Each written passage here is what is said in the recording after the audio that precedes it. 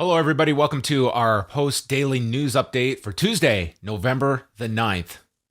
A historic day in pro wrestling history because it was on this date in 1997 that Kane wrestled Dude Love at the 1997 Survivor Series. Oh, gotcha. Okay, yes, a legendary match. The original Red Light special. Sure, yeah, a very controversial match, that one. We talk about it still to this day. Very, very underreported event. I really wish someone would do a deep dive into that night's actions and the lead up, the fallout to it, the legacy of that night. Kane. Maybe a documentary. Yeah, that'd be a great idea. How are you doing today, Wai?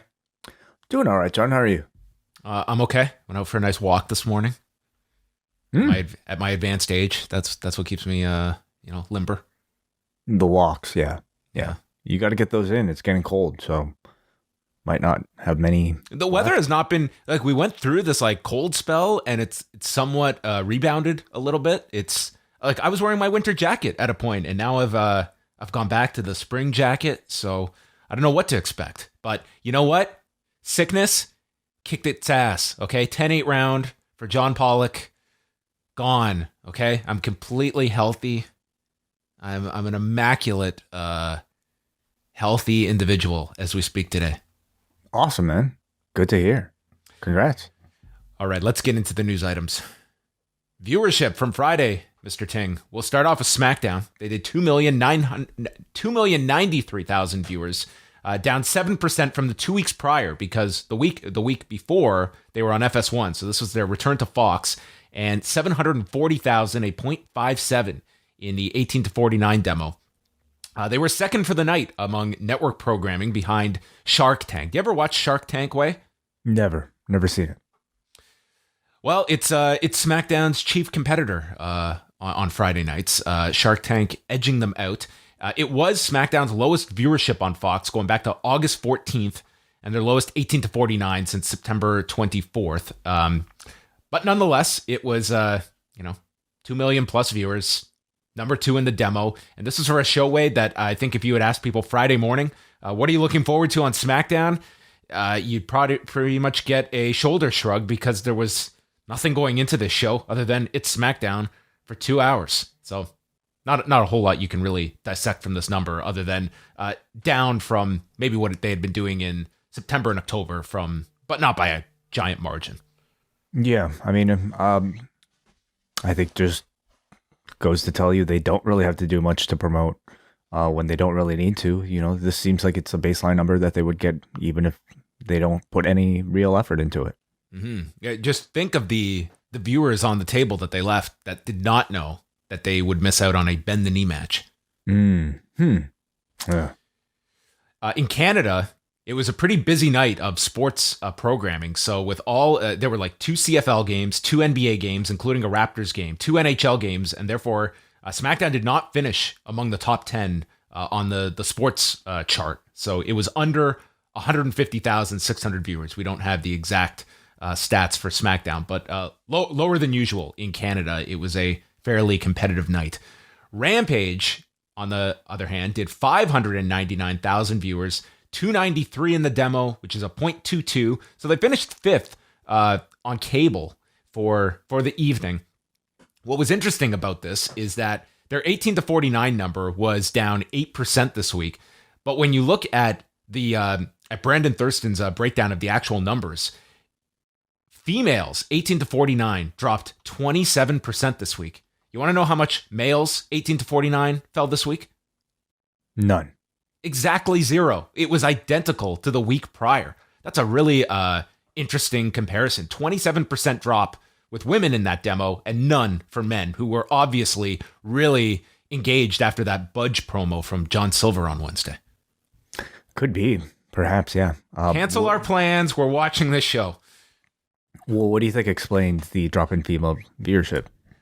I mean, I looked at this as just not a giant edition of Rampage. Like, if you recall, like on Friday, you knew you were getting John Silver and Adam Cole and the Bunny against Red Velvet. The Danielson match, I would imagine a high percentage of people did not know that match was happening until they tuned in at 10 o'clock that night. It was very late in the day that they set that up on Twitter. It didn't jump out to me as what about the Punk Kingston. The Punk confrontation, I guess, coming out of Wednesday was maybe the most intriguing thing, but I don't know if people necessarily expected such a high level of segment that you got in delivering that. I mean, is a face-to-face something that is going to be ultra attractive? I mean, it was involving two tremendous personalities, so you could certainly say that was probably the biggest driving force for Friday's show. I'll tell you what I don't think mattered at all was the live aspect. I don't think anyone cared if it was live or taped on Friday night. It didn't, to me, make any kind of difference. Yeah, certainly doesn't to me. And I don't even know if the mass audience really is aware whether or not certain shows are live versus taped. And this also did follow the pattern that Dynamite went through last week, where both Dynamite and Rampage the week prior went against the World Series, which we have seen the impact it's had on pro wrestling broadcasts. This week, without the World Series, both shows were down. Not a huge amount, but not the trend you would have expected given the ease of competition, where the big thing was the NBA on Friday night against Rampage. Mm-hmm. How do you feel about just overall buzz going into Full Gear? I think it's pretty strong, excuse me.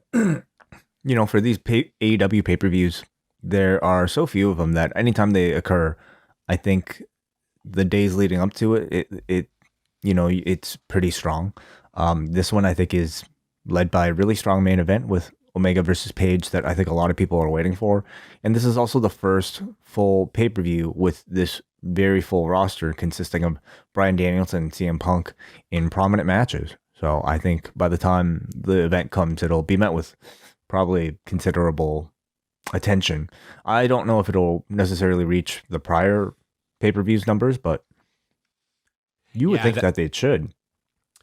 Yeah, I mean, the last one you had, Punk's first match back. You had the speculation during the week of Danielson. I think that contributed to it somewhat.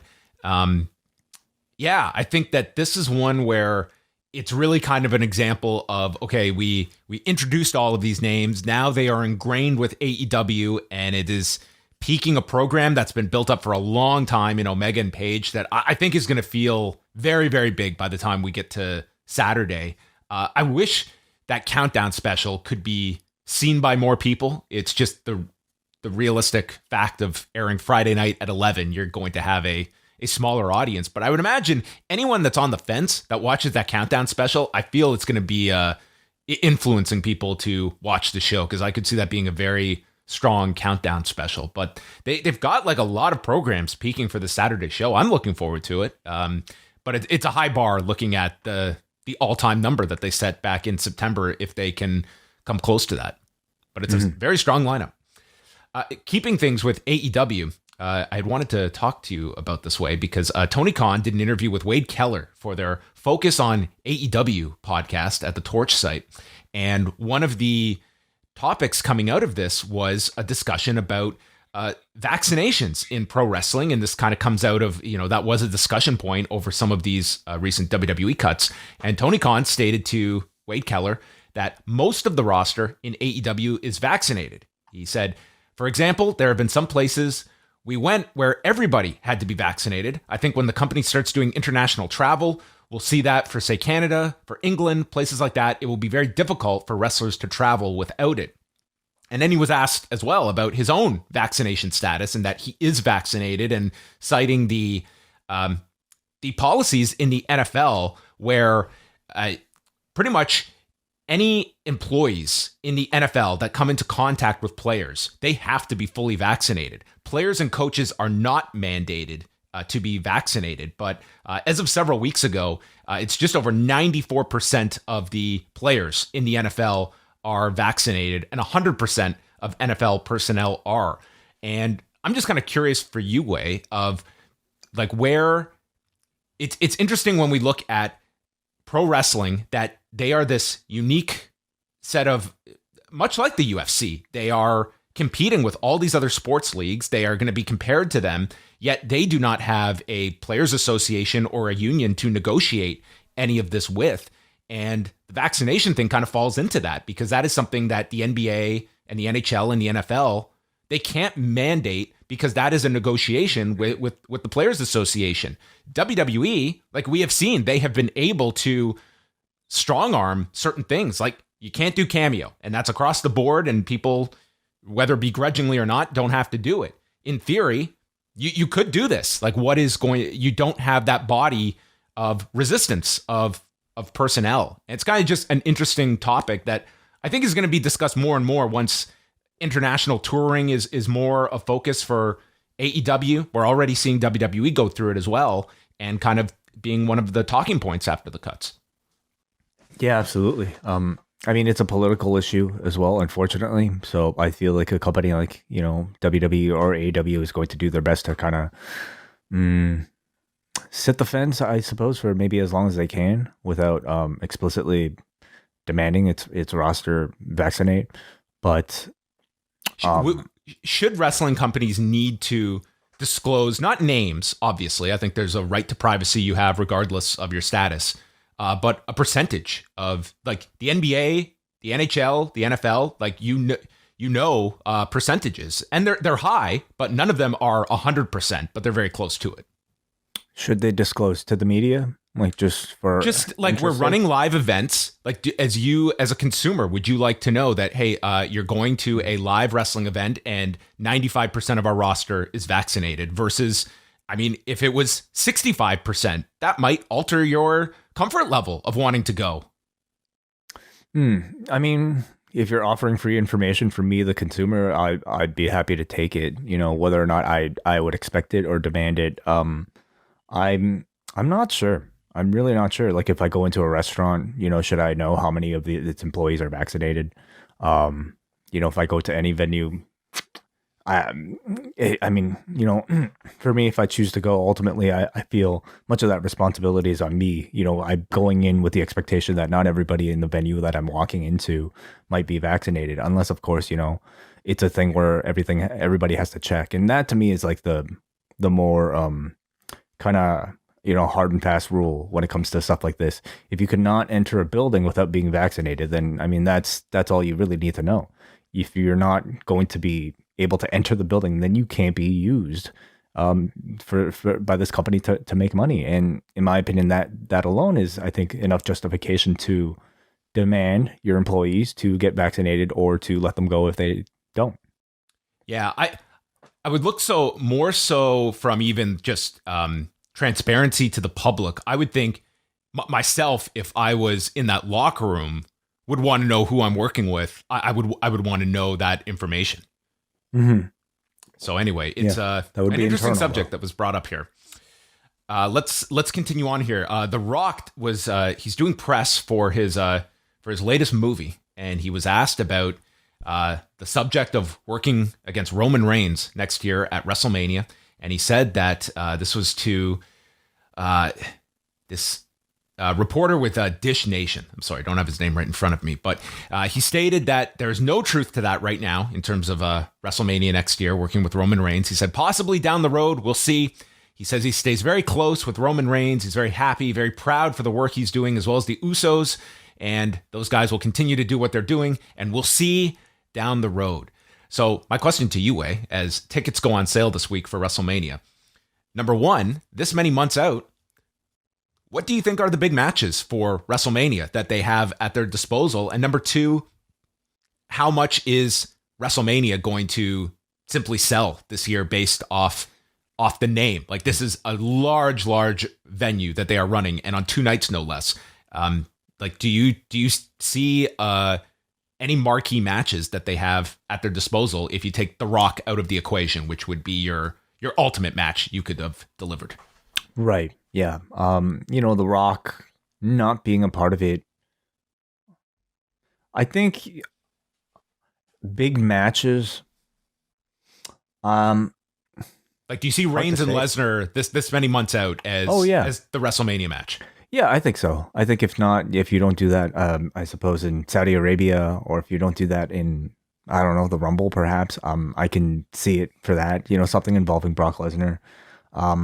It's Texas, so Stone Cold Steve Austin is going to be a part of the show, I would assume, in some capacity.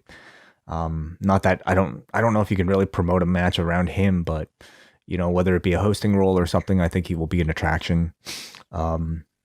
Texas, I don't know, maybe something in. Again, I'm not thinking about active performers, but just thinking about all the celebrity that you might be able to attach to it. And I imagine maybe The Undertaker will be involved somehow. But I don't think it's really a type of show that sells itself on a marquee match anymore. I think it's just a show that kind of sells itself on the spectacle of it being WrestleMania. I really would be curious to know how many of the people, even considering buying tickets right now, are actively watching every single week.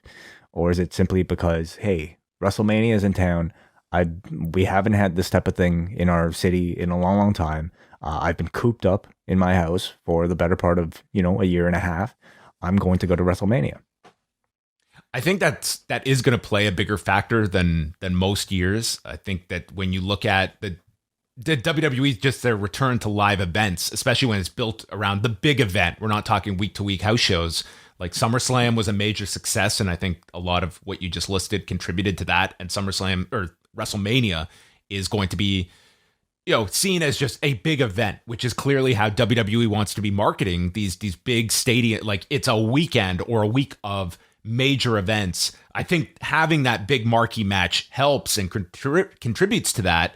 And it's kind of just interesting of where you go to. Like, do we just go back to the well with, it would make sense for a John Cena to be on that show, but you have kind of exhausted a lot of the different matches. Like you can come up with different scenarios. And I don't know if that large match is out there when you take out a Rock, that kind of dream match that is going to be a major difference maker versus just the WrestleMania name and bringing in different celebrities. Maybe Bad Bunny is going to come back way. Who knows? Could be a big one for next year. Keith Lee, we're getting a lot of statements way after these releases that have, certainly, not painted the company in the greatest of light. And Keith Lee put out this statement on his birthday. He turned 37 on Monday, and in noting that all of the medical bills that he incurred earlier this year around his heart issues, he had to cover all of his medical bills. All of his medical expenses were covered by himself. And he had documented this back in August, why he was gone for so long. He had initially contracted COVID, and that had taken him off TV, and then had inflammation issues around his heart that, the way he described it, extremely concerning, very, very concerning, that he was going through. And even stating here in this statement that several months ago, it was not a guarantee I would make it to this day. So I think that paints quite the picture of how significant these health problems were. But again, the immediate knee-jerk reaction is, how is this guy paying for all of this? And I think there's a lot to be said about how the WWE handled this pandemic throughout 2020 that will come out in years to come with the performers that were involved firsthand, and where the WWE assumed liability and where they were hands off. And this issue kind of hints towards that. Right. Yeah. I definitely thought it was a surprise, a multi-million-dollar company, $1 billion company like the WWE, not contributing to the medical expenses of one of their main roster employees. I mean, I also don't know what their policy is or what their justification is for something like this. I don't know what sort of medical issues have to fall under, their jurisdiction in order for it to be covered. So I feel like it's a bad looking story for the WWE, just kind of simply based off of, the headline. And I think Keith Lee was also wanting to bring it up because people were assuming that the WWE had, paid for his medical expenses and using that as almost of some sort of, justification for his treatment at the company not being as bad as everybody's making it out to be. But without knowing maybe some of their particular policies regarding his particular situation and his health status, it's definitely fishy, but I'm definitely curious to hear the other side too. And just final notes here. Raymond Rougeau was elected the mayor of Rawdon, Quebec on Sunday. He got over 60% of the vote. And he had been previously serving as an advisor and then deputy mayor since 2013. So Mayor Rougeau, fabulous mayor Rougeau in Dude, Rawdon, Quebec. I mean, is it just like, I mean, is there something about pro wrestling that just kind of lends itself to politics or what? There must. I think they go hand in hand. Way. Yeah, of course. So add another one to the list of successful political figures from pro wrestling.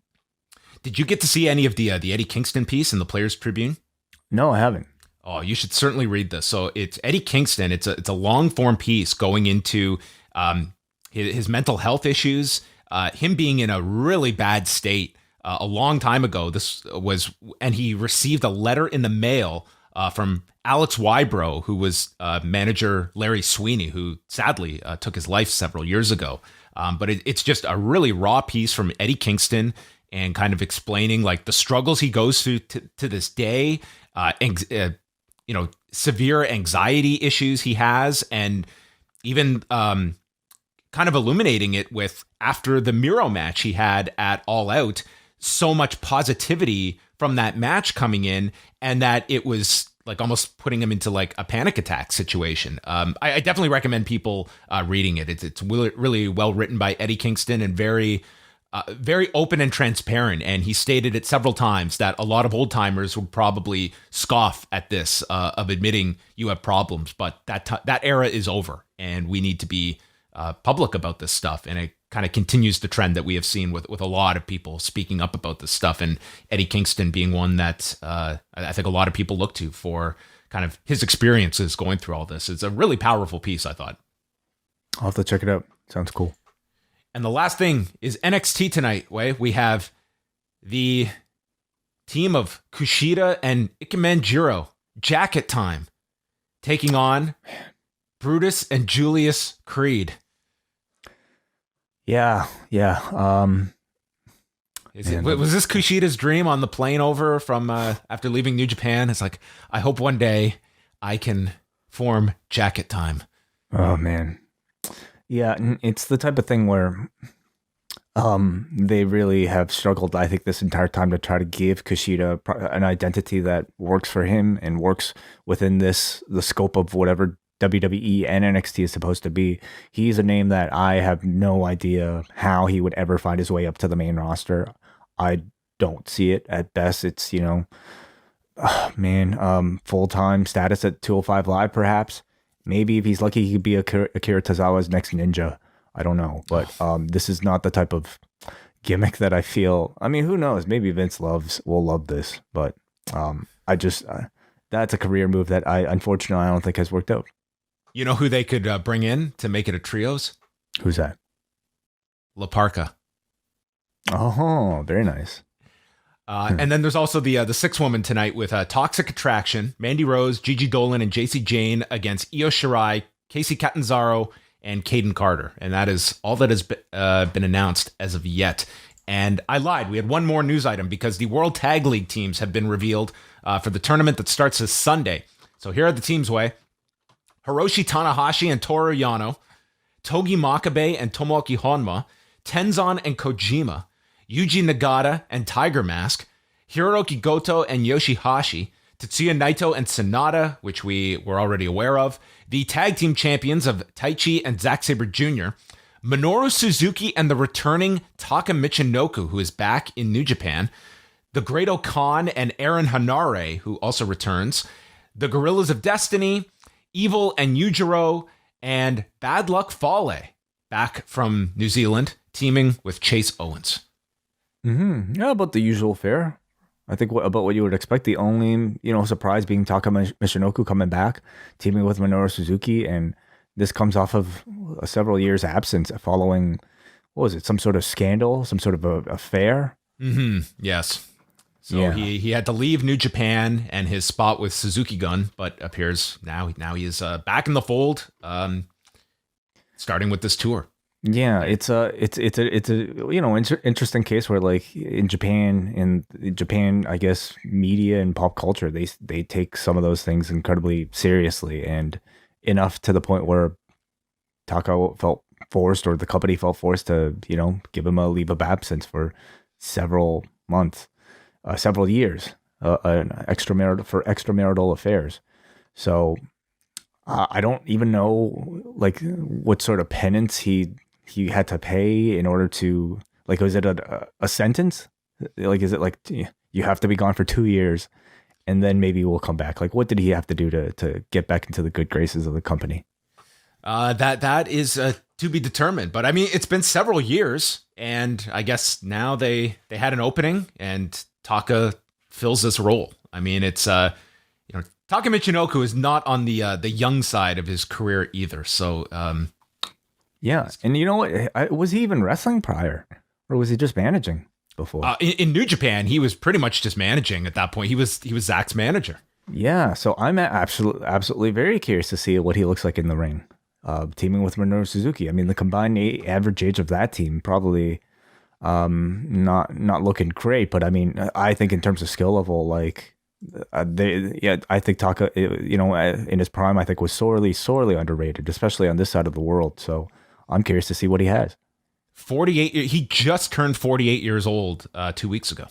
Okay, well, let's see what type of shape he's in. I could certainly see this tournament coming down to Naito and Sonata against Taichi and Zach, playing off of the knee injury with Zach and Naito, and that being, Naito and Sonata winning this tournament, and they could challenge for the tag belts at one of the Wrestle Kingdom shows. Sure, maybe break off into singles too for one of the others. You could, yeah. There's certainly a program with Zach and Naito playing off of all of that, but we'll see. I'm interested to see Hanare in this tournament and hopefully get some attention in this. Can't say it's the most engaging tournament on paper, but that's the World Tag League most years. It's a chance for a lot of the non-G1 participants to, get some reps in. And I suppose like there are a lot of Bullet Club teams in this one too, where they'll probably have to face each other and continue to tell some of those stories as well. Yeah. And we'll see how the Gorillas are booked in this. I mean, this has become kind of their tournament, and they seem to be at a spot right now where I don't know if their long-term should be as a team. I think there's been a concerted effort to establish more singles runs for the two, especially with Tama Tonga, who is coming off a great match with Okada. And in the new year, I don't know if the Gorillas are necessarily their value as a team. Yeah, I don't know. While we're on the topic of tag teams, I forgot to mention this on Monday, but I will be a guest on Davey and Braden's Patreon podcast called Best Match Ever this week, talking about the SmackDown 6 era of 2002 SmackDown. It's an era I look back very fondly on in terms of in-ring quality, and certainly a step up in terms of tag team action quality for the WWE. So if you guys are a member of the Up Next Patreon, check that out. Yes. I don't know if the SmackDown 6 will be profiled on the new Ruthless Aggression series. It'll be probably a SmackDown 5. The SmackDown 5. Yeah. Yes. Yeah, it was Kurt Angle against two other tag teams during this era. I look forward to that. It was an era of SmackDown that is a lot of people go back to, and it was just incredible wrestling you were getting on a near weekly basis on SmackDown, and those 6 being the primary focus, obviously. So look out for that on Best Match Ever. And Braden and Davey are back tonight. They will be live at 10:15 Eastern after NXT 2.0. You can watch it live at twitch.tv/upnextpodcast. And Wednesday night, Way and I are back with Rewinded Dynamite live at 10:15 p.m. Eastern Time. And here every day with your post-daily news updates. You can subscribe to the channel, youtube.com/postwrestling. And if you want to listen to this on your podcast of choice, you have to be a member of the Post Wrestling Cafe, postwrestlingcafe.com for all of your needs. So that is it. Thank you for tuning in, and happy November 9th.